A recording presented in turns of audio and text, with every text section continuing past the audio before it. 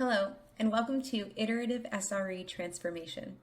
My name is Christina Yakomin, and in this presentation, I'll be sharing with you the steps that Vanguard has taken over the past 5 to 7 years to adopt SRE best practices to make our DevOps teams more effective. Vanguard is a very large enterprise. We're a global asset management company with over $7 trillion in assets under management. And we've got over 17,000 crew members working here.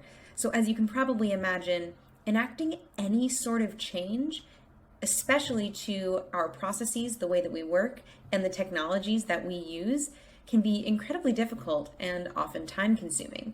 We need to be very intentional with every change that we make, and sometimes there's going to be a bit of trial and error along the way. As for myself, in my current role, I am a site reliability engineering coach for our IT organization.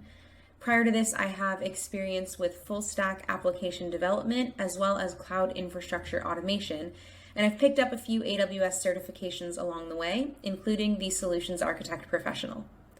In my prior role, I was on our chaos and resilience engineering team, so I think of myself as a bit of a chaos engineering enthusiast, and if you've heard me speak before, it may have been about our chaos engineering toolset.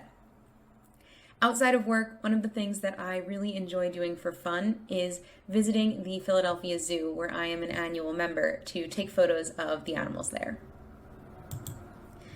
Now I'm going to rewind, like I said, about 5 to 7 years to paint the picture for you of what our environment looked like then. This will really help demonstrate just how far we've come by the time we get to the end of this presentation. At this point in time, we had not yet begun our public cloud migration. All of our monolithic applications were hosted in a privately owned data center. We had extremely controlled deployments operating on a quarterly release schedule, and the development teams weren't the ones deploying the applications. We had specific deployment teams and operations teams. Everything was very separate. We had alert-only visibility, as I call it here. No dashboards, really no positive affirmation of functioning. We assumed if we weren't getting an alert that the application was up and running.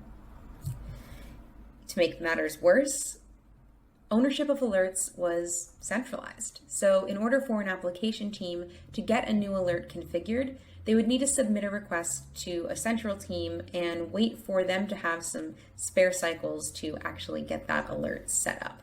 Things moved pretty slowly.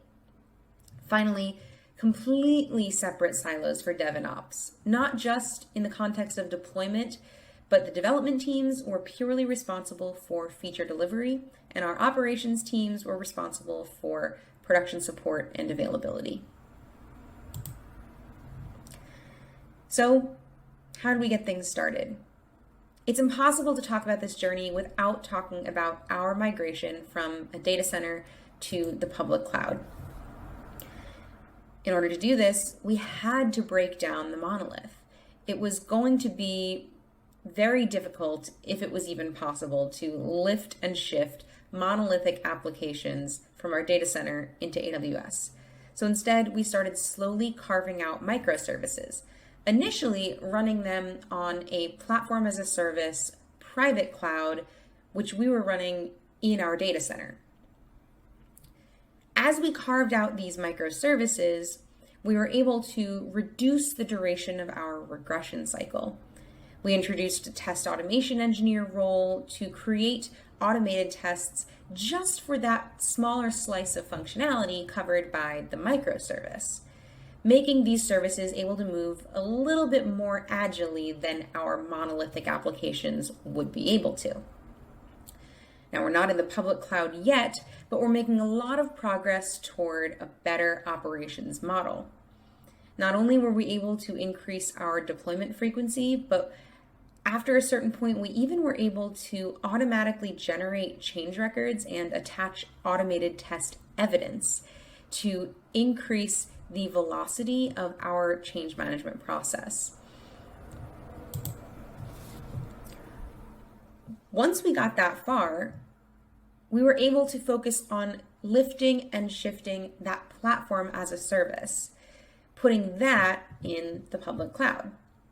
That would mean that all of those applications, those microservices that had been running in the platform as a service on premise in our data center, would need to make very few changes in order to complete their migration to the public cloud, because the platform would be the same.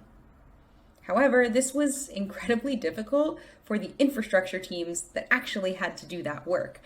I was one of the engineers on that team, and it was a headache. And ultimately, once it was done, while it expedited the cloud migration for our many microservices that we had at this point, it left us with a now unnecessary abstraction layer that was ultimately just overcomplicating our environment and causing quite a few more problems than it was solving. The next step was to take those microservices that were running in the public cloud, in our platform as a service, and get them out of that abstraction layer into a more cloud native solution.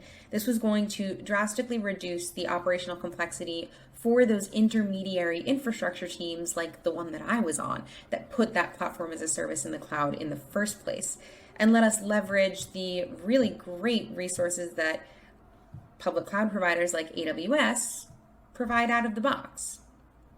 Initially, ECS Fargate looked pretty much exactly like what we were using before. Really low operational complexity, and